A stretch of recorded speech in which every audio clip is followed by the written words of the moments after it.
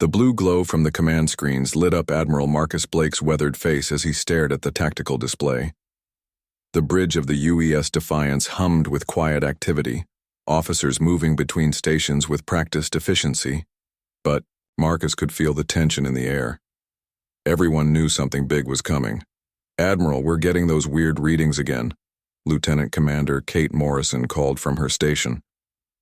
Her fingers danced across the control panel, pulling up data streams that made no sense. Same pattern as last week, but stronger this time. Marcus walked over to Kate's station, his boots clicking against the metal floor. The Defiance was an old ship, built back when humanity first started exploring deep space. She wasn't the fastest, or the strongest, but she was reliable. Right now, that mattered more than anything. "Show me," Marcus said, leaning over Kate's shoulder to look at the screen. The display showed empty space, but the sensors told a different story. Energy signatures flickered in and out of existence like ghosts. Ships that appeared for a few seconds, then vanished completely. It was impossible, but the data didn't lie. Captain Ryan Walsh joined them, holding a cup of coffee that had gone cold hours ago. "Any idea what we're looking at?" "Best guess?" "Cloaked ships," Kate replied. "But the technology is way beyond anything we've seen before. These readings suggest vessels the size of our battlecruisers, maybe bigger." Marcus felt a chill run down his spine. For months, human colonies had been reporting strange incidents. Trade ships disappearing without a trace, communication blackouts in remote systems, mining operations going silent overnight. At first, Command thought it was just the usual problems of frontier life. Space was dangerous and accidents happened, but the pattern was becoming clear. Someone was out there, watching and waiting. "How many ships are we talking about?" Marcus asked. Kate's fingers moved across her controls, analyzing the data. If these readings are accurate, hundreds, maybe thousands. The bridge fell silent except for the soft hum of the ship's systems. Marcus had fought in 3 major conflicts during humanity's expansion into space. He'd seen fleets before, but nothing on this scale. "Sir, incoming transmission from Earth Command," the communications officer announced. Marcus straightened his uniform and walked to his command chair. "Put it through." General Patricia Hayes appeared on the main screen, her expression grim. Behind her, Marcus could see the busy command center on Earth, officers rushing between stations with worried faces. "Marcus, we need to talk," Patricia said without preamble. "How secure is your location?" "Secure as we can make it, General." "What's the situation?" Patricia's image flickered slightly as the transmission adjusted. "We've been analyzing the reports from the outer colonies. The attacks, the disappearances, the systematic isolation of our settlements. It's not random, Marcus. Someone's been planning this for a very long time." Marcus felt his stomach tighten. He'd suspected as much, but hearing it confirmed made it real. "Any idea who?" "Intelligence believes it's the Zephyrians," Patricia continued. "Remember the first contact incident 15 years ago? The species that claimed we were expanding too fast, disrupting the natural order of the galaxy?" Marcus remembered. The Zephyrians had been humanity's first encounter with a truly advanced alien civilization. They were tall, elegant beings with technology that seemed like magic. The meeting had been brief and formal. The aliens had made it clear that they considered humans to be a young and reckless species that needed to slow down their expansion. "They said they would be watching us," Marcus recalled. "Apparently they've been doing more than watching," Patricia said. "Our xenobiology team has been studying the few pieces of alien technology we recovered over the years. Dr. Amanda Foster believes the Zephyrians have been using our space as a testing ground, studying how we fight, how we think, how we respond to threats." Captain Ryan Walsh stepped forward. "With respect, General, how can we be sure? We've barely seen them since first contact." Patricia's expression grew darker. "Because 3 hours ago, our long-range sensors detected a massive fleet movement in the Kepler sector. Ships by the thousands, all heading toward human space. The formation is perfect, like nothing we've ever seen. They're not trying to hide anymore." Marcus felt the weight of command settle on his shoulders like a heavy coat. "What are our orders?" "Prepare for the worst," Patricia said simply. We're initiating emergency protocols across all colonies. Evacuation of non-essential personnel. Activation of planetary defense systems, mobilization of every ship we have. But Marcus, I won't lie to you. We're outgunned and outnumbered by a factor of 10 to 1. The transmission flickered again, and Marcus could see the strain on Patricia's face. She'd been a soldier her whole life, fought in wars that seemed impossible to win. But this was different. This was extinction. There's something else, Patricia continued. We've detected energy buildups around our most important installations. The moon base, orbital defense platforms, even Earth's main spaceports. Whatever, they're planning it's going to be comprehensive. Timeline? Marcus asked. Our best analysis suggests they'll strike within 72 hours. Maybe less. Marcus looked around his bridge at the faces of his crew. These men and women had followed him through dangerous missions across the galaxy. They trusted him to bring them home safely. Now, he might be leading them into humanity's final battle. We'll be ready, General, Marcus said, his voice steady, despite the fear growing in his chest. I know you will, Patricia replied. Marcus, there's one more thing. We're not going to fight this war the way they expect. Dr. Foster has some theories about alien psychology, about how their minds work differently from ours. We might have advantages we don't even realize yet. The transmission ended, leaving the bridge in silence. Marcus stood slowly, looking at each of his officers in turn. These people represented the best of humanity. Intelligent, brave, creative. If anyone could find a way through this crisis, it would be people like them. Kate, I want continuous scans of all approaches to this system, Marcus ordered.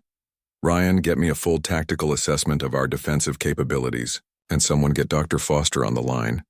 If she has ideas about fighting aliens, I want to hear them. As his crew moved to carry out their orders, Marcus stared out at the stars through the bridge's main viewport. Somewhere out there, an alien fleet was approaching with the power to end human civilization. They'd planned this campaign for years, maybe decades. They knew humanity's strengths and weaknesses better than humans knew themselves. But Marcus had learned something important during his years in space. Humanity's greatest strength wasn't their technology or their military might. It was their ability to adapt, to find solutions where none seemed to exist, to fight on even when victory seemed impossible. The aliens had made one crucial mistake in their planning. They'd studied humans as if they were just another predictable species. But humans were anything but predictable. And in the coming battle, that unpredictability might be their only hope for survival. Lisa Carter wiped the grease from her hands and stared at the strange device she'd found buried in the maintenance shaft. The mining station, Series 7, wasn't supposed to have alien technology, but here it was, humming with energy patterns she'd never seen before. The device was small, about the size of a lunchbox, but it felt important.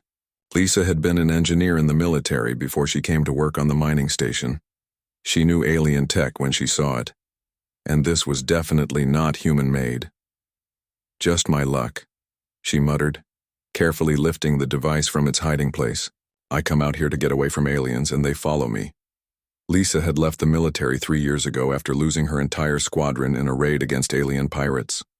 The nightmares still came sometimes, memories of ships exploding and silent.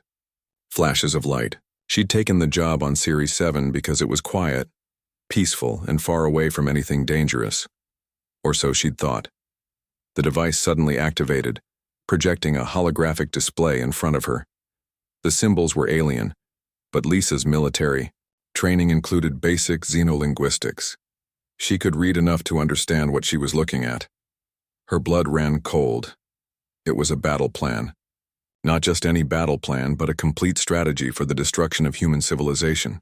Star maps showed every human colony, every military base, every important installation. Red markers indicated targets for destruction. The timeline showed coordinated attacks across 17 star systems, all happening within the next few days. Oh no, oh no, oh no, Lisa whispered, her hands shaking as she manipulated the holographic controls. The more she read, the worse it got. The aliens had been studying humans for decades. Every battle, every tactical decision, every military response had been carefully recorded and analyzed. They knew exactly how human commanders thought, how they would deploy their forces, how they would react to different threats. Lisa found detailed profiles of human military leaders, Admiral Blake's tendency to protect civilian targets even at tactical disadvantage, General Hayes's preference for defensive positions, Captain Walsh's aggressive fighting style. The aliens had turned human virtues into predictable weaknesses. But the worst part was the timeline. According to this data, the alien fleet would begin their attack in less than 60 hours. The first target would be Earth's moon base, followed by orbital defense platforms, then the major colony worlds. It would all be over in a matter of days. Lisa's hands moved frantically over the holographic controls, trying to understand more. The alien language was complex, but her military training helped her piece together the important details. This wasn't just an invasion plan, it was an extermination protocol. The device showed something else that made Lisa's heart race: ship movements. The alien fleet was massive, over 3,000 vessels arranged in perfect formation. Each ship was color-coded by function: assault vessels, support ships, command cruisers. The formation was a thing of beauty, every element precisely positioned for maximum efficiency. They really did plan for everything, Lisa said, studying the tactical displays. The aliens had calculated human response patterns with mathematical precision. Every possible human strategy had been anticipated and countered. Lisa quickly connected the device to her personal computer, downloading as much data as she could. The information was overwhelming. Decades of observation, analysis of human psychology, technical specifications of human ships and weapons. The aliens knew more about humanity than humans knew about themselves. She activated her communication system and sent an emergency transmission to Admiral Blake's fleet. The message would take several hours to reach them, but it was the only way to warn Earth about what was coming. Admiral Blake, this is Engineer Lisa Carter on Mining Station Series 7. I've discovered alien intelligence data that shows an imminent attack on all human colonies. The enemy fleet consists of over 3,000 ships and will begin operations in approximately 60 hours. I'm transmitting all available data. Please respond immediately. While the message transmitted, Lisa continued studying the alien battle plans. The more she learned, the more hopeless the situation seemed.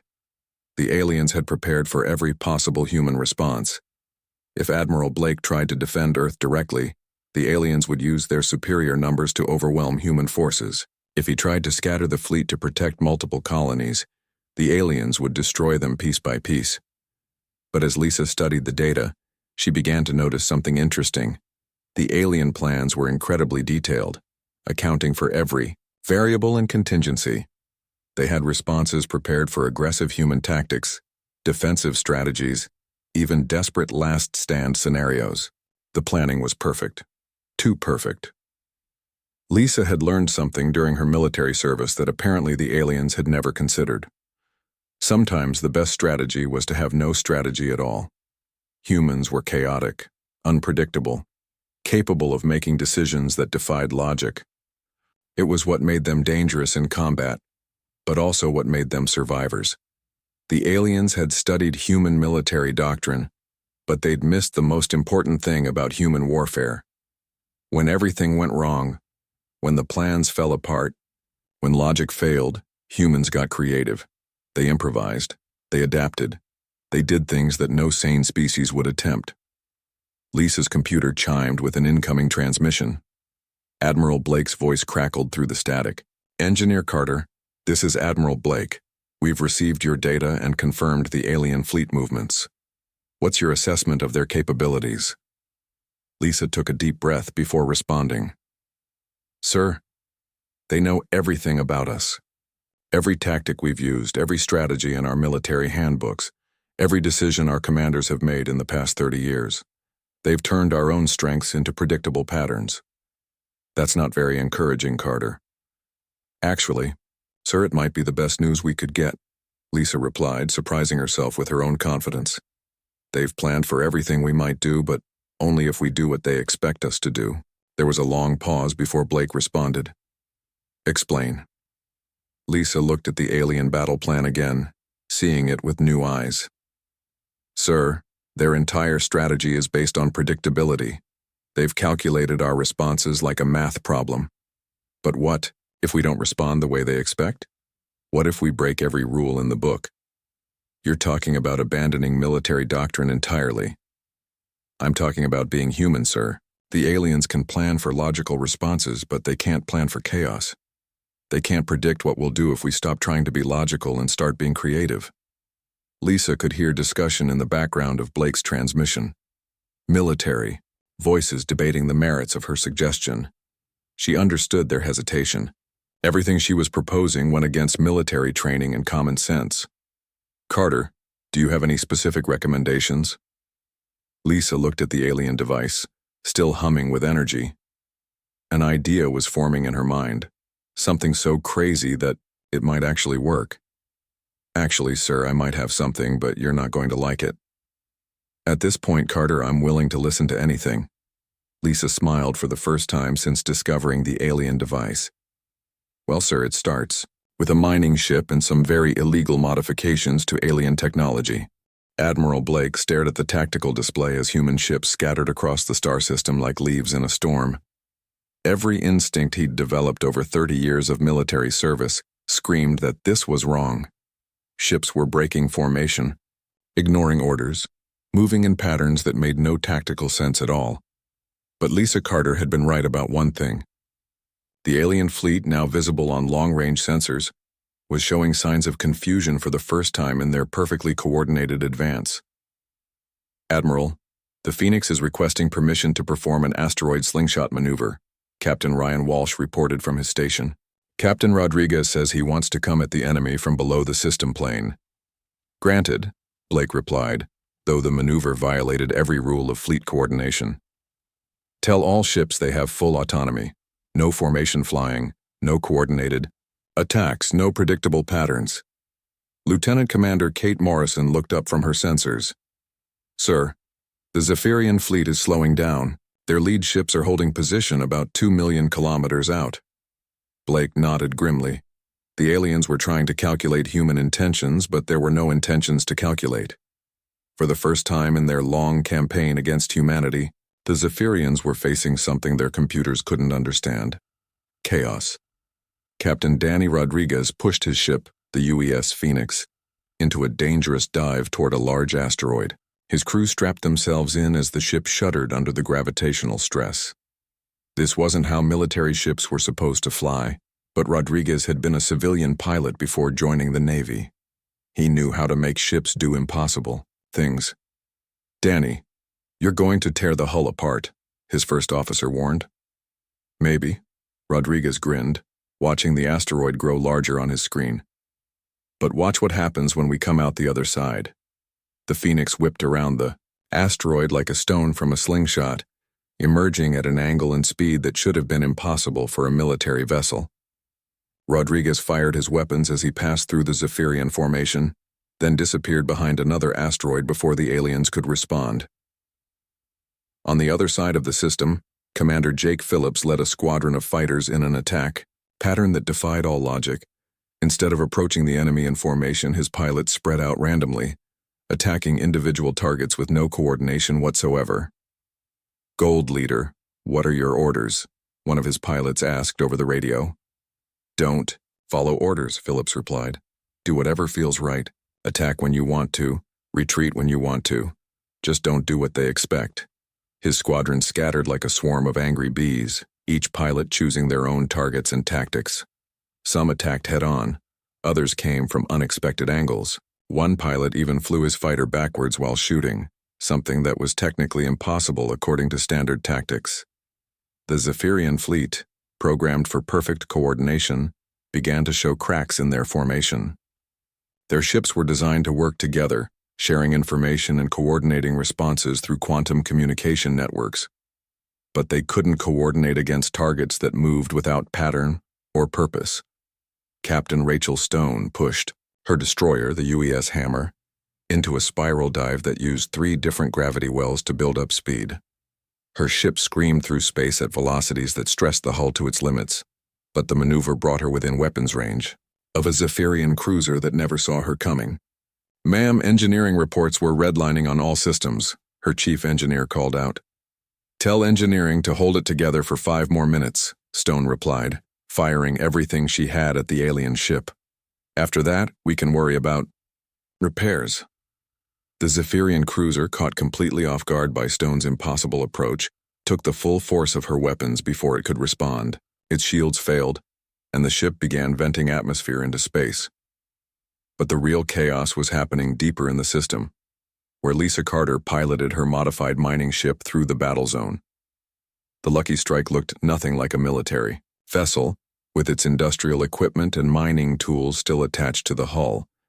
But hidden inside its cargo hold was something that would change everything. Lisa had spent 6 hours building what she called a quantum destabilizer using components from the alien device and parts salvaged from the mining station. She wasn't entirely sure it would work, but the theory was sound. If she could get close enough to the Zephyrian command ship, she could disrupt their quantum communication network. The problem was getting close enough. The Zephyrian flagship was protected by dozens of escort vessels, their shields interlocked, in a defensive formation that should have been impenetrable. Should have been. Lisa watched the chaos of the human attack with professional admiration. Ships appeared and disappeared like ghosts, attacking from impossible angles and retreating before the aliens could respond. The perfect Zephyrian formation was beginning to crack under the strain of trying to fight an enemy that refused to follow any rules. "Come on, people," Lisa muttered, steering her mining ship toward the alien fleet. "Keep them confused for just a few more minutes." Commander Phillips's fighters were now attacking in waves that made no tactical sense. Some pilots would charge, straight at enemy ships, then veer off at the last second. Others would hide behind debris, popping out to take quick shots before disappearing again. One pilot was using his fighter's mining laser to cut chunks off asteroids and fling them at enemy ships. The Zephyrian fleet was trying to adapt, but their perfect coordination had become a weakness. Ships designed to work together couldn't function when their targets behaved irrationally. Their targeting computers couldn't calculate firing solutions for ships that moved without pattern. Captain Rodriguez brought the Phoenix around for another impossible maneuver, this time using the gravity of 2 asteroids to create a figure-8 attack pattern that brought him behind the enemy formation. His weapons fire caught 3 Zephyrian ships by surprise, overloading their rear shields. "This is insane," his tactical officer commented. "Exactly," Rodriguez replied. "That's why it's working."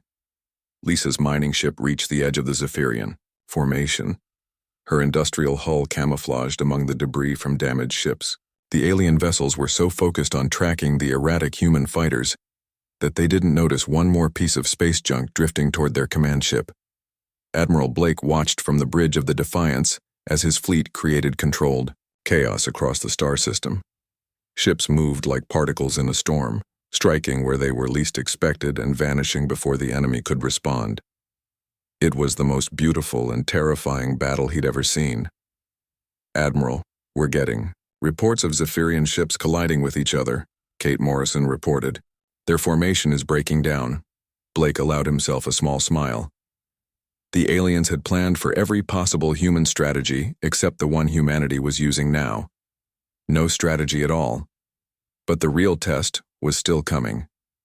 Lisa Carter was approaching, the enemy flagship carrying humanity's desperate hope in the cargo hold of a mining ship. In the next few minutes, they would discover if human chaos could overcome alien order. The battle reached its climax as Lisa prepared to dock with the Zephyrian command vessel, her heart pounding as she activated the quantum destabilizer. Everything depended on what happened next. Lisa Carter's hands were steady as she guided the Lucky Strike toward the massive Zephyrian flagship. The alien ship was beautiful in a terrifying way, its hull gleaming like polished silver against the stars. Energy patterns flowed across its surface in complex geometric designs that hurt to look at directly. Around her, the battle raged in complete chaos. Human ships darted between the alien vessels like angry insects, striking without warning and vanishing before the Zephyrians could respond. The perfect alien formation was crumbling as their ships struggled to fight an enemy that refused to make sense. The mining ship's industrial clamps locked onto the flagship's hull with a soft thud that Lisa felt through the deck plates. She'd docked with hundreds of asteroids during her time on the mining station, but this was different. This was the heart of an empire that wanted to destroy humanity. "Well, no turning back now," Lisa muttered, activating the quantum destabilizer in her cargo hold. The device hummed to life, its alien components mixing with human engineering in ways that should have been impossible. Lisa had built it using parts from the Zephyrian intelligence cache and components from the mining station's quantum drill. She wasn't sure it would work, but the theory was sound. The Zephyrian fleet used quantum communication to coordinate their attacks. Every ship was connected to every other ship through an invisible network that allowed them to fight as one massive organism. It was their greatest strength, but Lisa was betting it could also be their greatest weakness. The destabilizer sent out waves of quantum interference that spread through the flagship's hull like ripples in a pond. At first, nothing seemed to happen. Then Lisa's sensors detected something that made her smile. The flagship's communication systems were failing. Admiral Blake watched from the Defiance as the Zephyrian fleet suddenly stopped moving. The massive ships that had been slowly adapting to human chaos now hung motionless in space, their perfect coordination replaced by confusion. "What's happening to them?" Captain Walsh asked, staring at the tactical display. "Lisa's doing something. To their command ship," Blake replied. "All ships continue the attack. Don't give them time to recover." Captain Rodriguez brought the Phoenix around for another impossible maneuver, diving through the center of the alien formation while firing at every target he could reach. The Zephyrian ships tried to respond, but their movements were sluggish and uncoordinated. "It's like they can't talk to each other anymore," Rodriguez reported over the radio. He was right. The quantum destabilizer was spreading through the Zephyrian network like a computer virus, cutting the connections between ships and leaving each vessel isolated. Ships that had fought as one mind were now thousands of separate entities, each trying to figure out what to do without orders from the collective. Lisa felt the Lucky Strike shudder as the Zephyrian flagship tried to shake her loose. The alien ship's weapons were powering up, preparing to fire on the human fleet, but something was wrong. The targeting systems flickered and failed as the quantum interference spread through the ship's systems. The destabilizer was working better than Lisa had hoped. Not only was it cutting communication between ships, it was disrupting the flagship's internal systems as well. The Zephyrians had built their technology around quantum entanglement, making everything interconnected. Now that interconnection was becoming a weakness. Commander Phillips led his fighters in a wild attack run against a group of Zephyrian cruisers. The alien ships tried to coordinate their defense, but their responses were seconds too slow. Without instant communication, they couldn't share targeting data or coordinate their shields. "It's like fighting robots that lost their programming," one of Phillips's pilots reported. Captain Stone pushed her destroyer through another gravity-assisted maneuver, coming up behind a Zephyrian battleship that should have seen her coming. But the alien ship's sensors were malfunctioning, its quantum processors unable to handle the interference from Lisa's device. Stone's weapons fire struck the battleship's unprotected rear sections, causing massive explosions that lit up the darkness of space. The alien ship began to drift, its engines failing as cascade failures spread through its systems. On the flagship, Lisa watched her instruments as the quantum destabilizer reached full power. The interference was now spreading through the entire Zephyrian fleet, jumping from ship to ship through their quantum communication links. What had been designed to coordinate their attacks was now destroying them from within. Alarms began sounding throughout the alien fleet as ships lost power. Weapon systems failed, and life support struggled to function. The Zephyrians had built their entire civilization around quantum technology, and Lisa had found a way to turn that strength against them. Admiral Blake couldn't believe what he was seeing. The massive alien fleet that had seemed invincible just minutes ago was now falling apart. Ships drifted helplessly as their systems failed one by one. Some vessels were trying to retreat, but their navigation systems were as affected as everything else. "Admiral, we're receiving transmission requests from the Zephyrian fleet," Kate Morrison announced. "Multiple ships are trying to surrender." Blake had to pause and process that information. An hour ago, humanity was facing extinction. Now the aliens were surrendering. "Put them through," Blake ordered. The main screen flickered to life, showing the bridge of the Zephyrian flagship.